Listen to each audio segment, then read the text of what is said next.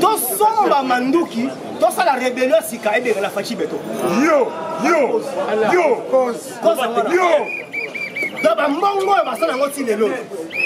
Ba mbongo wa Congo basala ngoti lelo. Siko faut pas se réconcilier, basangisi bala wana basomba manduki. Parce que fachi beto diplomatiquement parlant à ça. On a chuté diplomate de carrière. On a chuté plus de 25 millions de Congolais Kagame à Goma. Pendant 18 ans. Masasi nyonso Kagame aboka na ngambo ya Congo. Ezongeli qui dépasse viva. Génocide. Les lots phares de ces biso peto boaki Masasi na kata Rwanda. Ozo souhaiter nzambe tokota tinga kati ya Kigali to soyez. Merci. Ese mandema to bakende bakangaye akende. To yango omoni. Comment la différence entre Fachi Beto. Depuis que président avant kende Burundi Banti est pour ça la 24e accord. Il y a état de siège. Va signer les sous et continuer. Cette fois-ci, tu as Kigali. Pour l'acheter, les Américains vont décider. Il faut un abiyarimana yawana. Parce que Kagame est déjà dit. Merci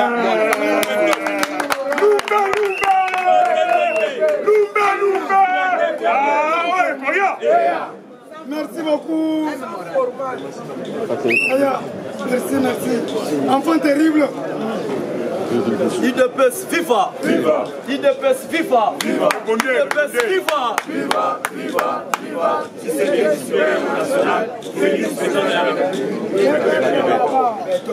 Remaniement technique et stratégique. IDPS FIFA. Remaniement technique et stratégique. Yo oeba awa remaniement technique wane salama ya nini. Et puis pourquoi parce que c'est en français il y a stratégie. On est la première fois que nous avons basé Belé. Deuxième point, le professeur André Mbata a kati de débat. Même de Aïla Bisso article quand on a kati la constitution. Le lot awa André Mbata a perçu Bisso article quand on a kati la constitution. C'est pour cela que nous avons la poste est la première vice-président et assemblée. Et c'est moi qui m'a dit, oh, Azanama, matière. Maëlle n'a noté même matière. Il ne peut se vivre. Parce que poste est un poste stratégique. Et un laboratoire. Donc, nous sommes en assemblée. Et passer en bureau avant intimement. Et puis, Boyeba, Kabila ti Aoloba, n'a pas tout que non, 2023, Kabila a postulé. Il ne peut se vivre. Et là, on a ébangi Sabinoté. Et ça dit Kabila a postulé. Même on doit repostuler à l'esprit à Kabila. Il ne peut se vivre. Les loyaux, André Mbata, Kata, Makamta, Sainine. Sans plus tarder, il y a un chité. Tokoti, na remaniement stratégique. Et le président Félix Antoine Tshisekedi, dans le moment où on a le balakata bureau, déjà, nous avons un remaniement des côtes. Par raison, nous avons un compte si tout le bateau, tout le bateau.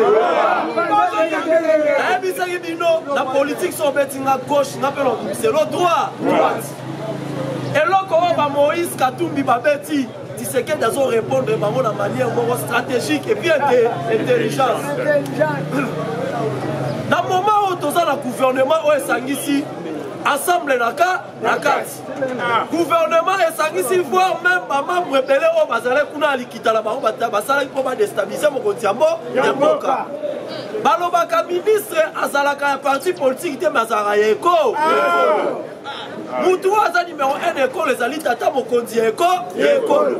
Mais comment cela veut dire dans le ministre, comme Gogo dans la vision de parti politique, ma plateforme est la bango, Yamoana Mokonza Moka a bongisi remaniement. Pourquoi bongisi yango? Alors bien, ils sont risqués. Quelques ministres, topé ma membre, ma parti wana, va saboter. Dossier n'a été topé. Et là, on a une mossala, il y a 145 territoires. IDPS viva. IDPS viva. Donc bitumba yango wana projet wana bomone à 55 territoires. Et ça projet oyoyo et que Bibisa Tshisekedi likolo et puis président Morota otika sous kolongolelo quoi wana na monde entier. IDPS viva. IDPS viva. Yango no moni na moment où mokonza mboka moni déjà ba divergence ezali. Pour avoir un document à Mokonza Mboka a insisté très bien. Alors, il y a des salema.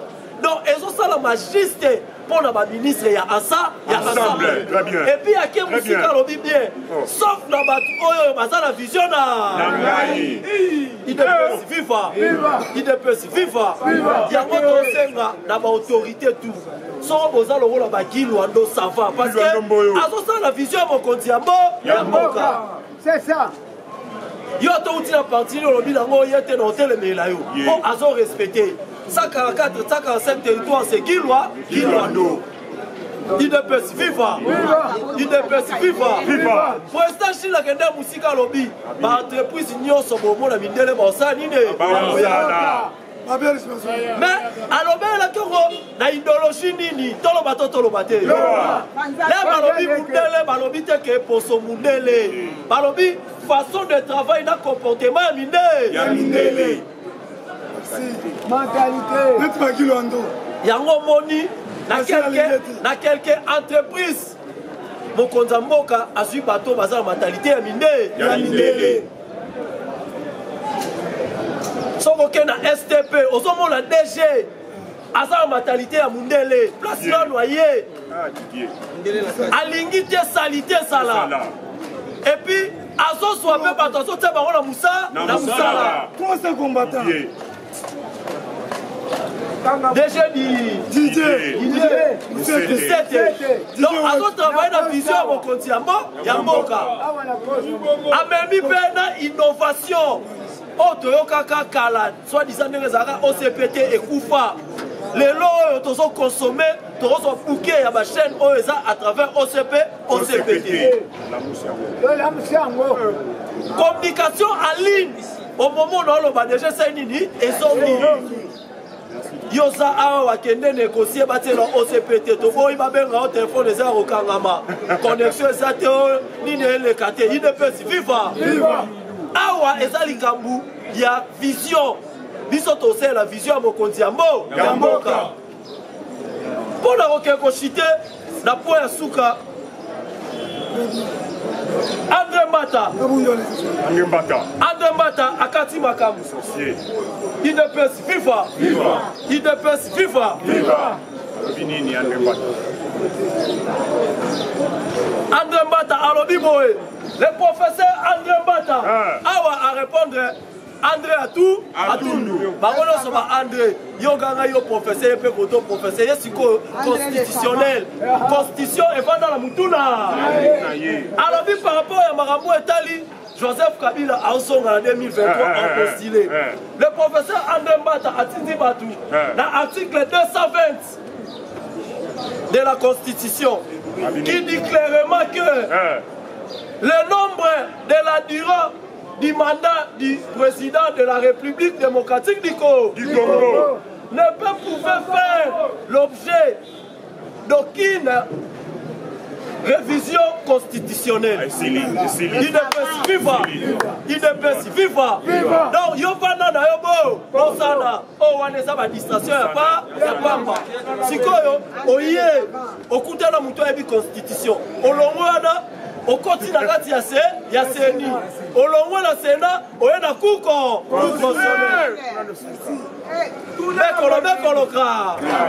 et puis pour la quoi on a rechuté, Tobo y conflit, il y a Magambo et Tali, les inspecteurs général, il y a finance, Tony moi. Ah ouais, ton solo baboye. Ceux qui ont téléméli IGF, c'est au téléméli chef de l'État. Tony Mouabayo. Ceux qui ont téléméli IGF, c'est au téléméli chef de l'État. Il y a une institution, il y a Alingeti. Les alliés institutions, il y a Liboso. Toloma qui le peuple d'abord. Ceux qui ont audité, c'est que Oye Balika, et puis, IGF elobi boye bokita bomata musala na ye akosala ya patrie financière. Gilles Alingue, nous les combattants de l'IDPS, Gilles Alingue, attends Alingue frappé au soi-disant ministre à l'IDPS. Et d'ailleurs, Bino Bunde Bozana, Boza Bato, Boyaki Kaboul, Moutaïla, la vie. Manini ça va commis.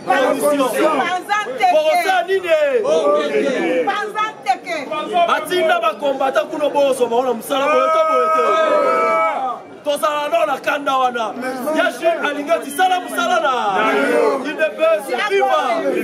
Mon numéro c'est plus 943 85 85 29 720 29. Enfant terrible.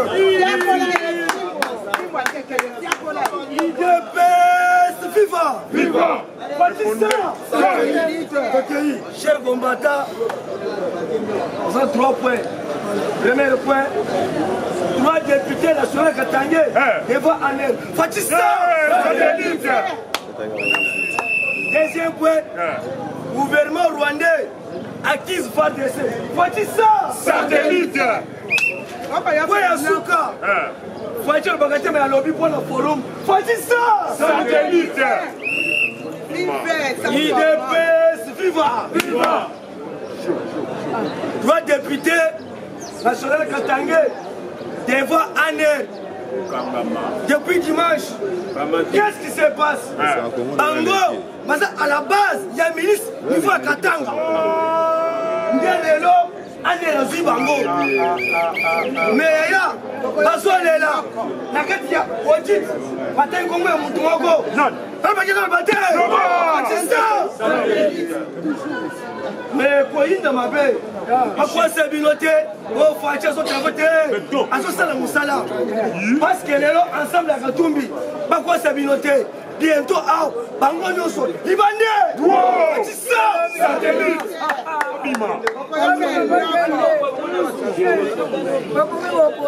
Dozoloba, Moïse Katumbi. Aza allié à l'union sacrée. Aza traître à l'union sacrée. Mourique aussi. Ndelelo, Mokozamboka, à son décision, pour ensemble à Katumbi. Balinga, Balinga, Bango Nyoso, Ibane. IDPS viva. Viva. Fatissa. Satellite. À travers l'état de siège, Mokozamboka promettre la SGT pour la paix durable. Mokolo Yalengi, vers 12h à 11h. FARDC attaqué. Titi na Rwanda. Lelo bazolela. Bo tozo 5 angets. Wana armée congolaise te. Makambo angete te. Tobunda zoto na zoto. Fatissa. Satellite. Parce que porter combien lingue? Pour n'importe quoi. Tozo va étranger venir à Congo. Très bien. Hein? Par exemple, on m'a dit un pognon. Comme on a dit un pognon, pour quelle alliance? Ah! Loubé! Ah, Goya!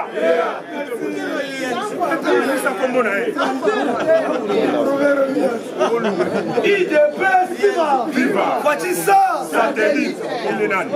Rwanda Basangal Basali Forum. Balobi n'importe quoi. Oh, il fallait 2023. Kabila Zonga. Yo! Il fallait 2023. Quand il peut pouvoir. Mais il y a aucun message. Il y a Fatissa Satellite. Fatissa! Satellite! Peuple congolais, ne craignez rien. Les Égyptiens que vous voyez, Katumbi et Kabila, 2023, dans le Congo, Bango, vous allez sous Fatissa. Satellite. Plus 943, 85, 091, 06 02. 85, 091, 06 02. Je vous remercie.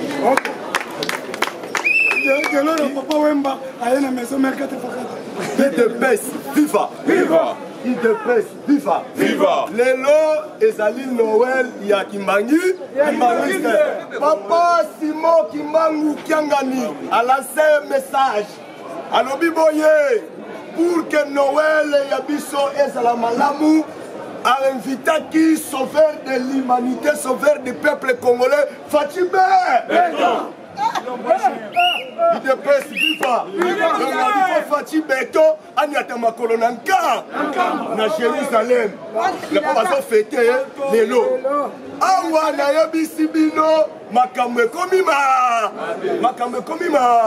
kosong sasiluga makambe komima mabe parce que Fatih Beton a décidé sikoy otieto il dépêche viva Awa Kagame a sengi négociation il dépêche viva Kagame a sengi négociation on a nini parce que quand Fatih Beton a quitté na Burundi président Burundi a yebisi clair ba répondra ka ennemi na acte kaka ye oye a posé Rwanda il dépêche viva Rwanda a répondu qui biso na ba arme et sengela qui peut pour que négociation et les kamalamu Fatih Beton peut faut à répliquer quand nous biso to beti na yebisio presque 4 secteurs ya Rwanda neutralisé moto na moto yango yoki Kagame gangi alobi clair que so funda RDC parce que plusieurs blessés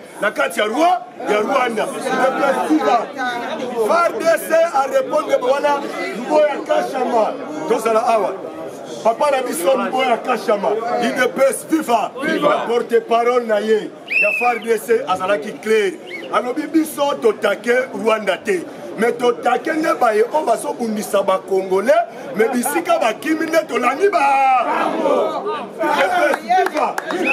seke bautaki nde ku ntango baye awa sikoyo biso tolandi bango bisika bango bauta bongo kolela mpona idepes viva toyebi ke kabali na bango nyonso tu na maye parce que Fatih Beton aza mwana mayele atieli Hippolyte Kanambe Kazembere me mwana mama Macheline Mutamukuje atieli poso eta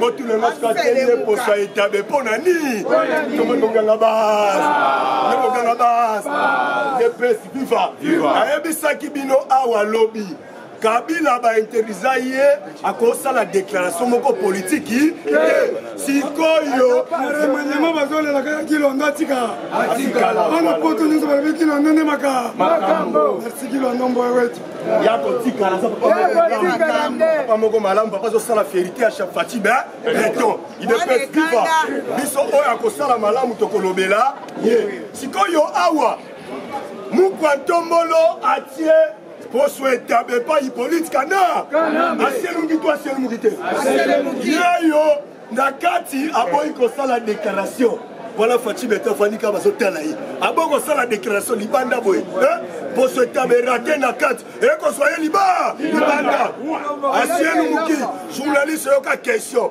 est-ce que yo na 2023 okozala candidat tokozala candidat te alobi oh nasala nous fatigué te alobi nasala nous fatigué te ozo comprendre déjà donc babimisi ba idée na bango donc ba idée na bango ezalaki nini bomoni président coup constitutionnel oyo alongwa idée na bango ezalaki boye quand Museni angaki a rejeté candidature ya Hippolyte Kanambe parce que le président coup constitutionnel pour nga matakula yende stance asu yasuka nde yende mutalingaka décider que non bozongisa ye mpona nini mbo etamboli mais parce que mukwantombolo mwana mayele amemi bango na dimension ya likolo bango batikali na se yango moni baleli mais tosengi na assemblée nationale na Sénat na lombango batiela biso juge wana parce que comme il va parti pris na Sénat na assemblée toko frappé na bahati kwebo kuba bahati kwebo ke toko lando na mabanga tokoyele mugondo sikoyo batandasi ekoti fallait depuis lundi bacha déjà juge wana cour constitutionnelle pour que musala ebanda mais côté la ngambo ya baati balingi batia mutu na côté pa ya Assemblée nationale balingi batia ba mutu na po bazana même ici likolo na ye DPS FIFA oyo awa pona kene ko chite kotikela ndeko na ngai awa réunion moko ekoti na département état américain na loba na loba te na ganga te saki bino omoni to komi na lisolo ya 3e pigeon abima kata Raphaël abima te 3e pigeon abima te landa histoire première pigeon aya ayengi akei 2e pigeon aye ayengi akei 3e pigeon akomaki sosobi tele ngalo yango moni Hippolyte Kanambe akomi sosobi te lelo alali kotoyo ndaku fixe ezoyebana komukole komi mu lokala mingi te mukwata ande oyo département état américain balobi déjà na résolution na bango balobi boy bazokanga badictateur nyonso yango boyoki déjà baprésident oyo baza badictateur bakomi nde kobimisa bantete bana na bango baremplace bango mais mpona Rwanda mpona kofinir oyo alandi déclaration ya Mike Hammer na ambassade des États-Unis d'Amérique balobi clair ke ndenge eza na États-Unis fallait affrapper bazotia pui na armée congolaise sikoyo ndenge eza wana babike bavoyageur nyonso tu oyo bakokende baniveau ya Goma bakende te parce que ndenge eza na États-Unis déjà banavire ekwei déjà na banavire eso danger déjà na mai donc awa nayebisi bino nasolo ekomi ele nasolo ekomoni mwana mama pa ye mon numéro plus 243 81 35 66 006 243 81 35 68 006 j'ai dit que je voulais awa tosengela baprésident nyonso oyo kala tozonga totravaille mpona intérêt ya peuple UDPS viva UDPS viva lelo nazaka na histoire moko mais avant na bandango bacombattant nyonso tu ya parlement sans formol tobetela président Gilles eloko oyo président Gilles alobaki lobi makambo ya transport passe vinette bayokaka basispana te basali olandango na bainformation même na top Congo c'est le 15 juin tobeta sous président Gilles maboko makasi en plus na kosenga tobetela baministre oyo baza na vision chef de l'état oyo tozolelanga cardinal afukami nasenga epa président Félix zongisela biso papa Gilwando Gilles alingi ati azala se place wana kanga miyibi nyonso Gilwando azala wana po respecte vision na ane kwa en tout cas nasenga epa président Félix soa lisusu UDPS viva nasenga epa président Félix c'est le cardinal de l'UDPS papa baministre oyo bazosala korespecte vision na yo ifo batika na remaniement tosengi tikela biso papa Gilwa tikela biso papa Gilwa puisque ye nde moto azosala vérité naone kwa tikela biso Nicolas Kaza ye nde moto azosala vérité na tikela biso lisusu papa Gili alenge tikela biso miyibi nyonso merci beaucoup tobeti maboko abakisila ngai Peter Kaza abakisila ngai ministre Peter Kaza akongoli bakombatant nyonso mposo kopesi ata intérieur akongoli bakombatant nyonso merci beaucoup UDPS viva bato ebele bazolobaloba bayebi te place pouvoir ya président Félix euti nayebisaka bino lelo na histoire moko président Félix azali bénédiction oyo nzambe atindeli peuple congolais dit amen ntango tozalaki l'opposition yeba yango eza na deux pays oyo babandaki kowelela Russie na États-Unis babandaki kowelela Syrie na République démocratique du Congo avant tokende élection boyokaki ke basoda américain badésiste na Syrie puisque pétrole eza ebele na Syrie oyo Russie babandaki kowelela Russie mpe balobi te biso tokosala boye te biso mpe totikeli RDC États-Unis na me avant élection ntango ekokoma bongo boyokaki 80 commando américain baya na Gabon boyoka mpe boyokaki te eske nzela bazonga bongo nango bayebi ke Kabila aza mutu moko aza mutu makasi batindela ye bato ti awa na kati bayebisi ye boye kotia mutu makasi te soki otia mutu makasi okosuka lokola Kadafi andimaki yango te lokola Kadafi yaya mutu takosa yo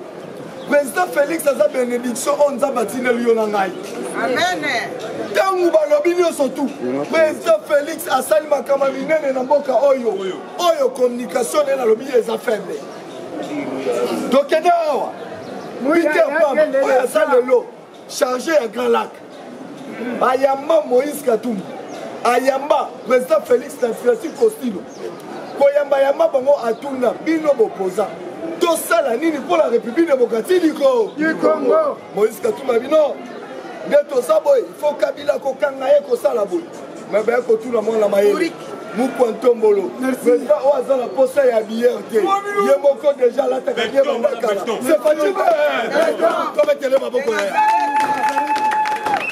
président Félix alobi soki bino baoccidentaux botiki lelo trouble mutu wana aza na Congo boye bango ke guerre civile eza na porte ya République démocratique du Congo bokozanga babia na bino nyonso bato bazotuna pourquoi République démocratique du Congo elongwe d'Afrique centrale ekoti na Afrique de l'Est nalo babena lo bate États-Unis d'Amérique bolanda matière oyo besoin bikina partout États-Unis d'Amérique avant tokende élection ayebisa avant kutu baponami ayebisaki Belgique comment fait-il bino batu boza bacolonisateur ya République démocratique du Congo bozotika un individu wana adiokola peuple congolais tina degré zéro pourquoi soki biso États-Unis d'Amérique toresir kolongola nyama wana président wana tozolongola République démocratique du Congo na francophonie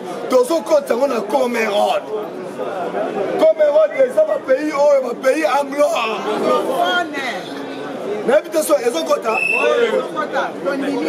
soki oteli République démocratique du Congo bafrontière na biso majorité eza entouré na bapays ya Cameroun ya anglophone aussi Uganda Burundi est-ce qu'elle a kosi ya mwana boyeba yango fusion ya chef d'État ya États-Unis d'Amérique ekokisama te sali nini mpona chitela tikela mwana mama bainformation eza ebele me nakoyebisa yo président Félix nga natuni papa Etienne Tshisekedi na 2 heures ere akotikela ngai information natuni ya papa Etienne Tshisekedi yebisanga mpona président Félix remaniement oyo papa Etienne Tshisekedi alobi nayebisi bino kala mingi te tozosepela oyo biso tosengaka tolobaki lokola Moïse Katumbi amesala contraise bato ayebaki cette fois-ci président Félix efalongo la ministre ya ensemble merci c'est le candidat de l'UDPS 243 89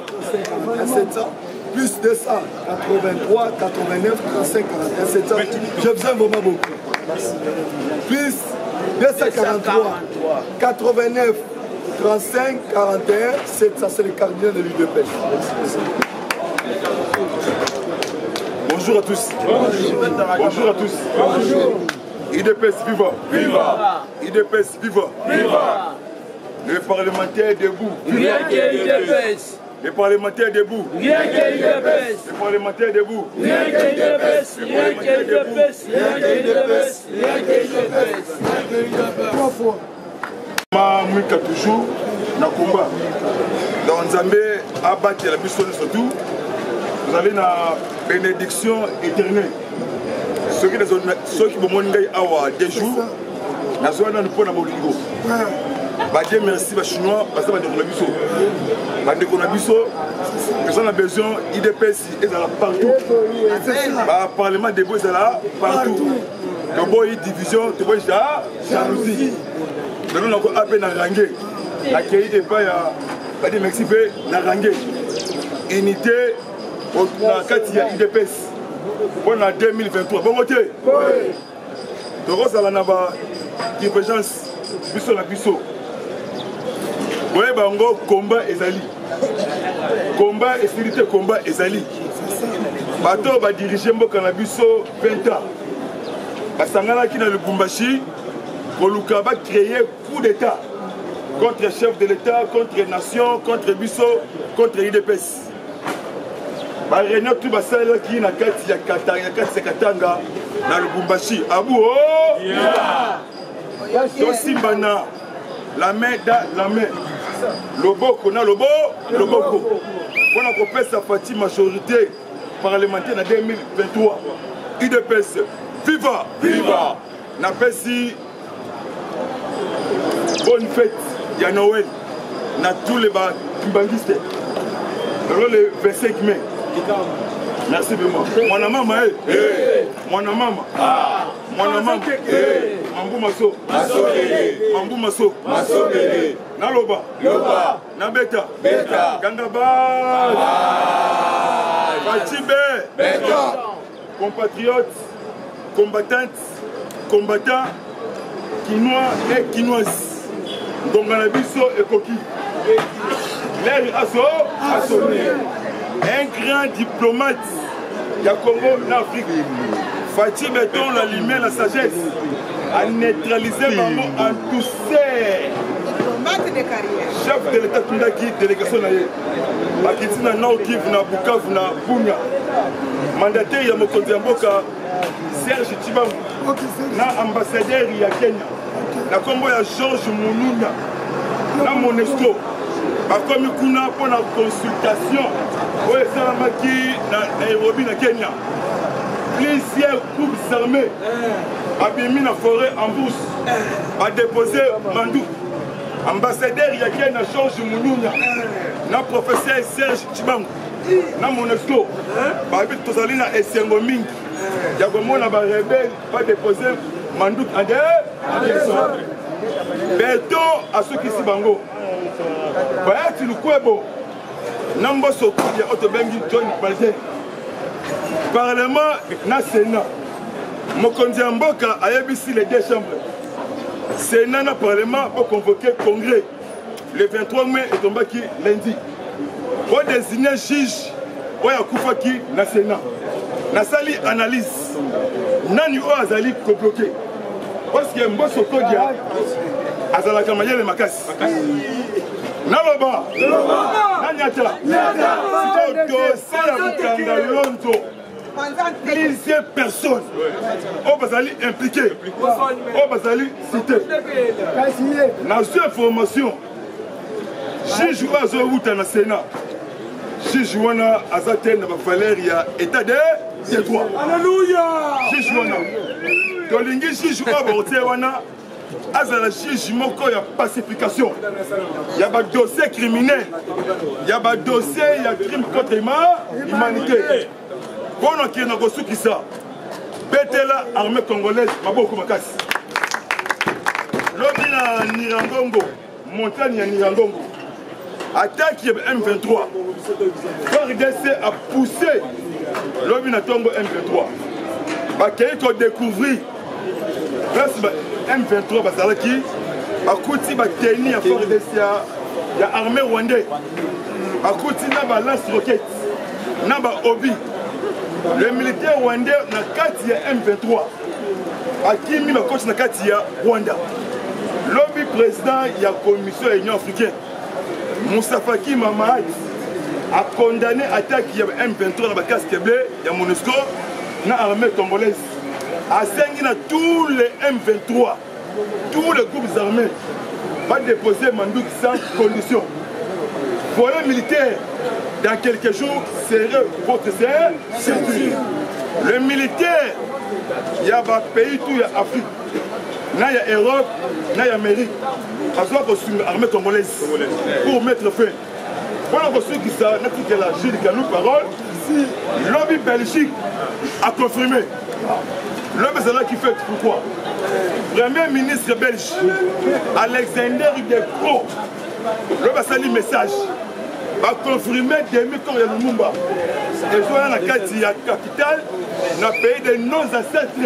Fatih Père, par le but 60 ans après, akufaki na janvier 1961 donc ici 60 ans bakosala na cérémonie familiale cérémonie officielle la présence de la diaspora la famille ya Emery Lumumba na niveau Belgique le 20 juin cérémonie awa bomoni na échangeur batonga mausolée bakosala vraiment vrai Patrice Emery Lumumba ouais bango Congo ezali menacé na spiritualité siko mine wana nde siko ekovandisa vraiment matière ya spiritualité na discernement on a fongoli bino boye Fati azali don de Dieu don béni bokobundisa Fati bokolonga ye eton vite corruption on a fongoli bino ya mbongo etamboli lobi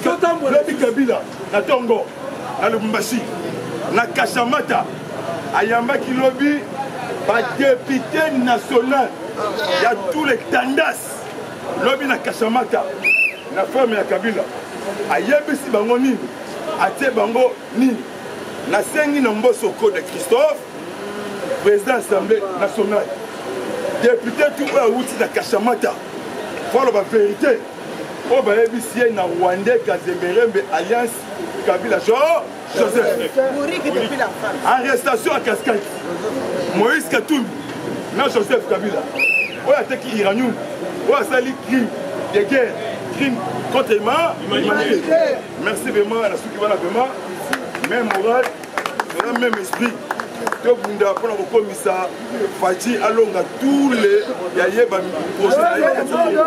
Merci vraiment. Merci beaucoup. Le show.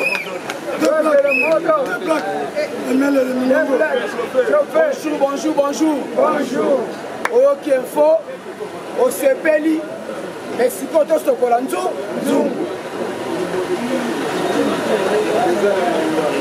IDP.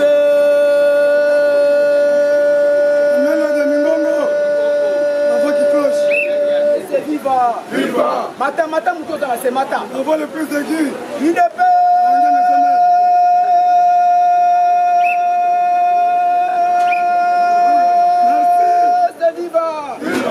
Fatime.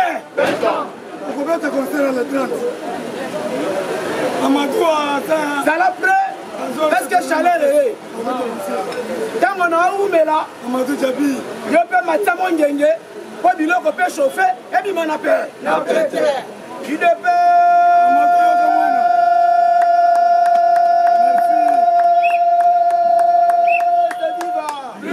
Mata, c'est mata. Je peux.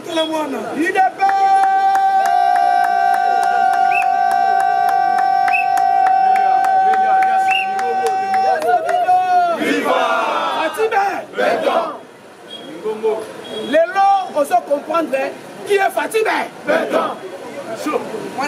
que vous êtes tembe. Ok. Et l'eau comme on dit, les lots qu'on les a Kagami. On va tout mi Rwanda. Ba bomi ba Rwandais. Na ba soda, na ba civil. Il faut que moi. Mais qu'est-ce qui s'est passé? Fatih Beto c'est un aigle. À mon aramusika. Fatih Beto première voyage à Mouneno à Salaki. L'accession à pouvoir Oyo. Akende qui non inde et pas papa à Roma. Atikeli qui kiti. Mata vandiwana. Nzokande kiti wana ne bomi c'est grave ou qui mobi. Alors Fatih Beto presse avant qu'on soit la notion spirituelle. Tengwasongi deuxième fois je n'ai qui bongo o akende qui ko beta miti na nation si pour la première fois. O a bêté la pour la première fois un président congolais a bêté meeting sans papier. On soit mon présidium, il y a nation si niveau qui t'a ramassé de l'euro Nicolo, on a mis Fatih Beto tinasé. On va la couper ces mots. Alors le même jour on a lobby nango, c'était un certain 19 avril 2019. Fatih Beto est venu pour Joe Biden. Or, Joe Biden, à un moment, avec le chef de l'État, mais ni n'est-il qui Fatih Beto, avec le groupe Joe Biden. Fatih Beto qui déjà l'a dit qu'après Donald Trump, on m'a dit que Joe Biden est président. Il y a quelqu'un qui négocie par rapport au pouvoir, il y a roi. Parce qu'il a été comploté depuis lors. Les complots à 16 pays africains. Oh, Bayokanaki, on a suprématie. Il y a Rwanda, Urundi, sur le Congo, ça y est. UDPS Viva. Fatih Beto Kouya. Tshisekedi Bakimbiche. Vincent Gilles Mouniere ou Babambe. Alors, et ça dit que Fatih qui remonte à Joe Biden a négocié parce que la réalité c'était quoi? Fatih qui n'a pas négocié à Joe Biden a dit papa. Le colonel a moni déjà. Nali soit aigle. Que yonde mouto remplacer les États-Unis. Tala mabonza la Congo yango.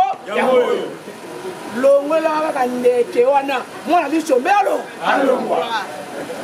Joe Biden a signé un lima. Pour preuve. Pour moi la kena encore sauté. Moukoloyo. Seni. Ya. Amérique, États-Unis, et publié provisoirement les élections américaines. Oh, bah nous savons Joe Biden, qu'on a dans notre parti à matériel à lui à voir. Il fallait qu'il y ait une justice samba. Mais Fatia, ici, Malamoko, a annoncé qu'il a félicité Joe Biden. Et après le jour suivant, Joe Biden va investir rien à répondre à Fatih Betobi.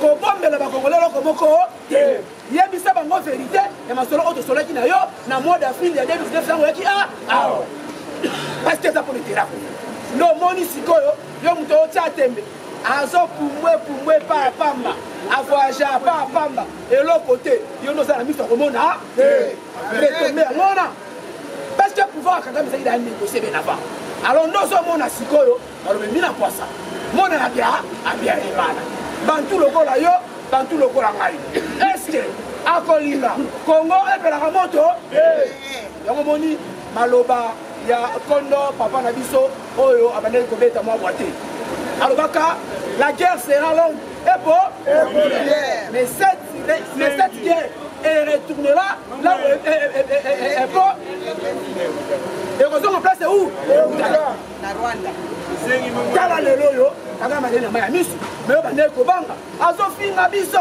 azo attaquer biso na nenga kuku ko to pesa maloba fatia lobi eza kano malamu te pona nga na répondre kaka asa muninga na homologue j'ai des canaux spécialisés on a pour répondre Paul Kagame canaux ngo yango wana mayele tout ça canaux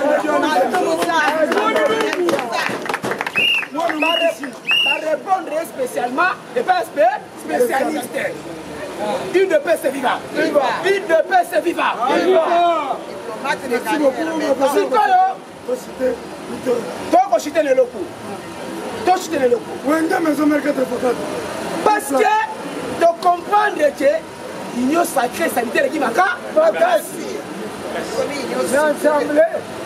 complot de mercenaires Nakatia Congo, Nakouama Katanga. Hier, on a été avec le président Gilles Mouniere. Babengi na numéro na ye. Banda na Kasumbalesa. Babi papa, vous avez condamné biso pamba. Les Katangais tous ça innocents. Katumbi atambusi mbango na Kabila. Baluki batu na bango. Kabila a beaucoup de chéris. Bamaka nous sommes bimana bango asengi bandeko na bango baya. Katumbi ba chéri na nous asengi bandeko na bango salini. Na ba Rwanda ba infiltra. Basanga babi ba Congolais tebelo bonaki. Sauf les sango. Banoko na ngabo kisinga soni. Bozoteka mboka. Ah chole. Nalo bana munoko mboka boyoka. Il ne peut se vivre. Bakatanya batomboki. Babi poto démontrer bino que tout ça en commun accord na Katumbi te. Na Kabila te. Tout c'est la Katumbi awa. Atia makolo soka sa mobile na Kasumbalesa. Ba rappeler biso na chombo. Babi bobo sa l'histoire ya Katumbi l'homme prida voyait Kasumbalesa de loin. Azo kengela ka bona photo. Bokanisa. Tout ça comme d'accord na bango. Mais maintenant là, on concerne le peuple katangais. Faut se mobiliser. La jeune à Loucha, pour ça qu'on monte dans la position A. Tu comprends qu'on est volé comme on est extérieur. Si comme on est volé au Congo, la jeune à Loucha, Philippe, Bobby Mananzela, marcher contre ces complots. Total, Tomona, ni ne peut pas ça mouvement. Mais si comme le rôle à Katoum, Union sacrée, et baby, tu sais qu'il a fatigué de toi, le rôle à Tomoni, que liste. Il y a un programme, il y a des manifs à Anzela. Mais on a ce débat. Sauf quand papa dit Luando Moyo. Moyo, Si que la biso ya fanda on a respect ya programme ya 145 territoire. À part on a to bossa la tête Nicolas Kazali. Mobali yambi. Kazali wetu. Aïe barate ici. Azo pompe la lingete. Pour la mystique. Acha levure économique. Levure économique. Bon Sophie. Kazali. On l'a lu la boutique bon levure. L'homme de levure financière. Une de paix c'est là. Une de paix c'est viva. Toshite A. Plus 243 82 68 81 449. Plus 243 82 68 81 449. Boduka, réchaud du peuple de Fatibé. Théo Kassiko, Mosso Kodia. On me pousse le Wangai. Naelebe. Bati le Kwebu. On me pousse le Wangai. Ibani Moula. Donc on a penga. Est-ce qu'elle a fini?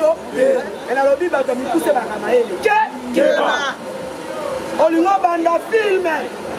Oyo tato yo. Oya kima kwa suko ya te. Akoma ya account butu le roi itanga Moula. Tambwe mwamba. On lui a banda. N'habite est-ce qu'il y a qui tu en as à Sénat? Kabila c'est qui me kinakati, c'est qui me doit être l'esprit bien fandi à bébé ton Sénat, on va regarder le dossier. Il y a pétition, on va t'aboucher pas esprit syndical. À Sénat, Kabalo Mola, Sénat. Keba. Ouais, souverain, leader incontournable, imbattable. Adversaire à terre, Aza côté d'Iakou, Azima Naka, il ne passe FIFA, tout le bâtiment, Mwana Batade fait un combo, Tata va faire Unio. Oui, souverain, Mwana Batade fait un combo, Tata va foutre Unio. Mais papa, où tu m'as salarié, Moni Libote Lali, Balobinzala. Habite tirana de defla bango musuni po libota na ngebi bana wana bakimi mbangu pa muto bomini ya mababi ko desa papa biso ta futaka bide pese viva bino bano bozota mona na photocopie chili kalubi boye bakeshi na zapa bide pese viva fachipe tolo bate kozolo bela lelo basango boye te kombata basango bozaba ndokimine Bino bobenga Kabila ndo. Bozosesa biso ba mesi chaque jour. Kozona na bato lo polele na pa vraiment boye kombata. Mais boni lelo bino bosangani nando. Bino pe se viva. Wesa miyaka oti koloba. Wesa combat spirituel boye kombata. Bino kino to Kabila to bloka ngata to sanine. Fati pe to za mwana nzambe alléluia. Amen. Bino pe se viva. Kabila, Katumbi, Torosaba, Mamukama. Bide pe se FIFA. Tolo bate. Bati lukwa boke. Dossier Bukama loto yaka ministre économie. Moto kodia panga lutami kia sisra muta. Kisili ya Samia Nation. Bide pe se FIFA. Fati kitambi kia bambu. Lokola bamiko. Kitambi kia bambu. Lokola bamiko. Fati kitambi kia bambu. Lokola bamiko. Bide se FIFA. Fati lukwebo. Osana dossier. Ya sima banako utangola. Compagnon na babenga kango sol. Boboma yango na matata po. Badossier sebe. Mamango sakobimisa onyo tokwa. Bati lukwebo mwini mune. Okita, omata. Tokobimisa pweza kukosone ande. Bide pe se FIFA. Bazobanga bolo. Balinga defa chaza pe. Bide pe se FIFA. Oui, souverain. Baoyo balanyaki presse basongaki nzela makolo kangama na kalubi towana babe mpona ngana bino lo ouais souverain. Papa Guiloa Moyo, GGN, Génération Guiloa. Mais c'est pas tout financier, j'ai aligné, Tilimbake, un flic au corps. Kangela Mabangonio. Mais un gros peuple congolais, tout ça c'est le mot d'ordre. Tokokanga Senawa, Batike, merci.